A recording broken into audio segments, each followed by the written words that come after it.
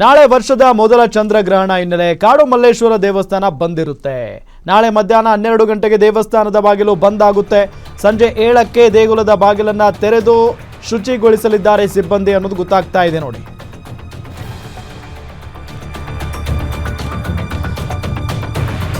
ನೋಡಿ, ಕಾಡು ಮಲ್ಲೇಶ್ವರನಿಗೆ ಕ್ಷೀರಾಭಿಷೇಕವನ್ನ ನೆರವೇರಿಸಲಾಗುತ್ತೆ. ಕಾಡು ಮಲ್ಲೇಶ್ವರ ದೇವಸ್ಥಾನಕ್ಕೆ ಅಪಾರ ಸಂಖ್ಯೆಯಲ್ಲಿ ಭಕ್ತಾದಿಗಳು ಬರ್ತಾರೆ ಪ್ರತಿನಿತ್ಯ. ನಾಳೆ ಮಧ್ಯಾಹ್ನ 12 ಗಂಟೆಗೆ ದೇವಸ್ಥಾನದ ಬಾಗಿಲನ್ನ ಕ್ಲೋಸ್ ಮಾಡಲಾಗುತ್ತೆ. ಕಾಡು ಮಲ್ಲೇಶ್ವರನಿಗೆ ಕ್ಷೀರಾಭಿಷೇಕ, ಪಂಚಾಮೃತ ನೈವೇದ್ಯ ಅರ್ಪಣೆ ಮಾಡಲಾಗುತ್ತೆ. ನಾಳೆ ರಾತ್ರಿ 9:30ರವರೆಗೆ ಭಕ್ತಾದಿಗಳಿಗೆ ದರ್ಶನಕ್ಕೆ ಅವಕಾಶ ಇರುತ್ತೆ. ಸೊ ಸಹಜವಾಗಿ ದೇವಸ್ಥಾನಗಳಲ್ಲೂ ಕೂಡ ಈ ರೀತಿಯಾಗಿದ್ದೇ ಇರುತ್ತೆ. ಅಂದರೆ ಪ್ರತಿ ಈ ಗ್ರಹಣ ಕಾಲದಲ್ಲೂ ಕೂಡ ದೇವಸ್ಥಾನಗಳನ್ನು ಕ್ಲೋಸ್ ಮಾಡ್ತಾರೆ, ದೇವರಿಗೆ ಗ್ರಹಣ ಹಿಡಿಬಾರ್ದು ಅಂತ ಹೇಳಿ. ಸೊ ಸಂಜೆ 7ಕ್ಕೆ ದೇಗುಲದ ಬಾಗಿಲು ಓಪನ್ ಆಗುತ್ತೆ, ಕಾಡು ಮಲ್ಲೇಶ್ವರ ದೇಗುಲ. ಮಧ್ಯಾಹ್ನ 12 ಗಂಟೆವರೆಗೂ ದರ್ಶನಕ್ಕೆ ಅವಕಾಶ ಇರುತ್ತೆ, ಬೆಳಗ್ಗೆಯಿಂದ ಮಧ್ಯಾಹ್ನ 12 ಗಂಟೆವರೆಗೂ. ಅದಾದ ನಂತರ 12 ಗಂಟೆ ಕ್ಲೋಸ್ ಆದರೆ ಸಂಜೆ 7 ಗಂಟೆನೇ ಓಪನ್ ಆಗೋದು. ಯಾಕೆ ಅಂತ ಅಂದರೆ ನಾಳೆ ವರ್ಷದ ಮೊದಲ ಚಂದ್ರಗ್ರಹಣ, ರಕ್ತ ಚಂದ್ರಗ್ರಹಣ ಇದೆ. ಸೊ ಹಂಗಾಗಿನೇ ನಾಳೆ ಕಾಡು ಮಲ್ಲೇಶ್ವರ ಟೆಂಪಲ್ 12 ಗಂಟೆಯಿಂದ ಕ್ಲೋಸ್ ಆಗುತ್ತೆ, ಸಂಜೆ 7 ಗಂಟೆವರೆಗೂ. 7 ಗಂಟೆ ನಂತರ 9:30ವರೆಗೂ ಭಕ್ತಾದಿಗಳಿಗೆ ದರ್ಶನಕ್ಕೆ ಅವಕಾಶ ಇರುತ್ತೆ, ರಾತ್ರಿ 9:30ವರೆಗೂ. ಸೊ ಬೆಳಗ್ಗೆ ಎಂದಿನಂತೆ 12 ಗಂಟೆವರೆಗೂ ಕೂಡ ದರ್ಶನಕ್ಕೆ ಅವಕಾಶ ಇರುತ್ತೆ. ಸೊ 12 ಗಂಟೆಯಿಂದ ಸಂಜೆ 7 ಗಂಟೆವರೆಗೂ ಎಲ್ಲವೂ ಕೂಡ ಕ್ಲೋಸ್ ಆಗಿರುತ್ತೆ.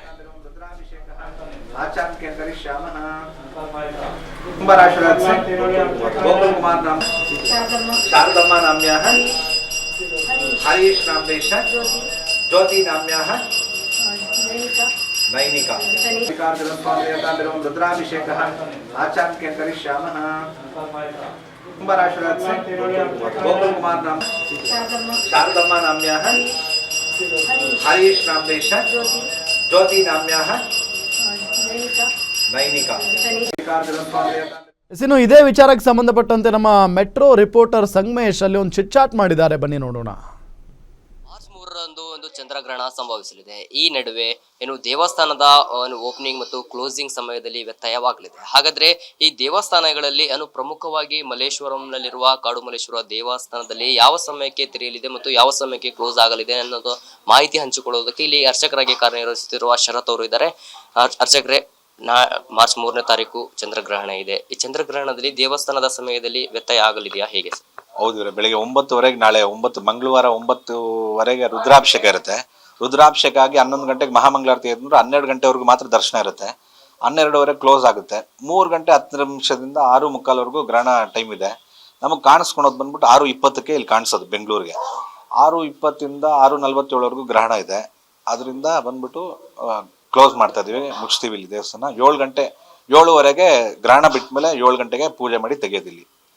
ಅರ್ಚಕರೇ, ಇವಾಗ ಒಂದು ಚಂದ್ರಗ್ರಹಣ ಇದ್ದಾಗ ದೇವಸ್ಥಾನವನ್ನು ಒಂದು ಮುಚ್ಚಲಾಗುತ್ತೆ ಅಥವಾ ಕ್ಲೋಸ್ ಮಾಡಲಾಗುತ್ತೆ. ಈ ಪ್ರಮುಖ ಕಾರಣ ಏನಿರ್ಬೋದು? ಇದು ಬಂದು ಗ್ರಹಣದ ಆಚರಣೆಯಲ್ಲಿ ಇರೋದು. ಅದು ಆ ಒಂದು ಸಮಯ ಬಂದು ಚೆನ್ನಾಗಿರಲ್ಲ ಅಂತ ಹೇಳ್ಬಿಟ್ಟು ಜಪಕ್ಕೆ, ಆಮೇಲೆ ತಪ್ಪಕ್ಕೆಲ್ಲ ಒಳ್ಳೇದು, ಧ್ಯಾನಕ್ಕೆ ಒಳ್ಳೇದು ಅಂತೇಳಿ, ಆ ಒಂದು ಛಾಯೆ ಬೀಳ್ಬಾರ್ದು ಅಂತ ಹೇಳ್ಬಿಟ್ಟು, ಒಂದು ನೆಗೆಟಿವ್ ಎನರ್ಜಿ ಬರಬಾರ್ದು ಅಂತ ಹೇಳ್ಬಿಟ್ಟು ಅದು ಬಾಗ್ಲಾಗ್ತಾರೆ. ಅದು ಪ್ರಮುಖವಾಗಿ ತಲ ಅಂತ ನಡ್ಕೊಂಡ್ ಬರ್ತಾರೆ ಅಂತ ಒಂದು ಆಚರಣೆ ಅದು. ಅದರಿಂದ ಅದಕ್ಕೋಸ್ಕರ ಬಾಗ್ಲಾಕೋದು.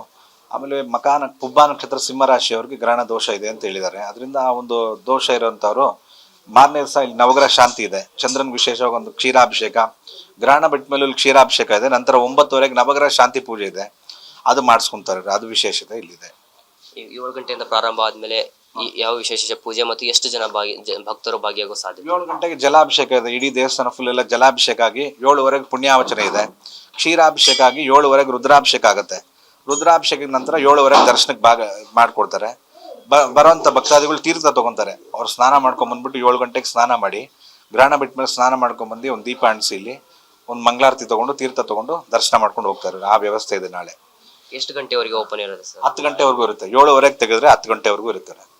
ಯಾವ ರಾಶಿಯವರಿಗೆ ನಾಳೆ ವಿಶೇಷ ಪೂಜೆ ಇದೆ? ಅಂದ್ರೆ ಈ ರಾಶಿಯವರಿಗೆ ಈ ಪೂಜೆ ಅಂತ ಈಗೇನ್ರ ಇದೆ? ಪುಬ್ಬ ನಕ್ಷತ್ರ ಸಿಂಹರಾಶಿಯವರು, ಮಕಾ ನಕ್ಷತ್ರ ಸಿಂಹರಾಶಿ, ಉತ್ತರ ನಕ್ಷತ್ರ ಕನ್ಯಾ ರಾಶಿಯವರು ವಿಶೇಷವಾಗಿ ಚಂದ್ರಗ್ರಹಣ ದೋಷ ಆ ನಕ್ಷತ್ರದಲ್ಲಿ ಆಗ್ತಾ ಇರೋದ್ರಿಂದ, ಪುಬ್ಬ ನಕ್ಷತ್ರದಲ್ಲಿ ಆ ನಕ್ಷತ್ರದವರು ಒಂದು ಅರ್ಚನೆ ಮಾಡಿಸ್ಕೊಂಡು ಈಶ್ವರನ್ಗೆ ಅರ್ಚನೆ ಮಾಡ್ಕೊಂಡು ಚಂದ್ರನ್ ಒಂದು ಶಾಂತಿ ಮಾಡಿಸ್ಕೊಂಡು ಹೋಗ್ತಾರೆ ಆ ಥರ.